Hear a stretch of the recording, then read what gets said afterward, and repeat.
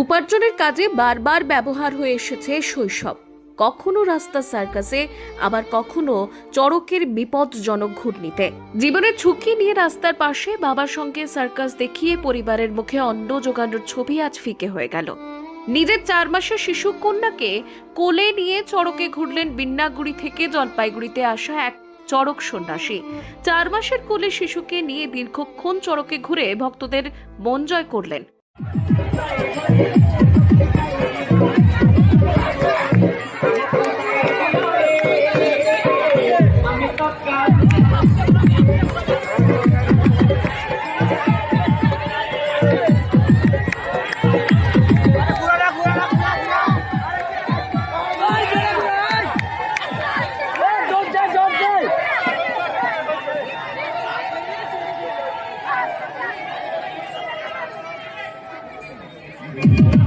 কি করলো বাচ্চাটাকে নিয়ে? কি করলো?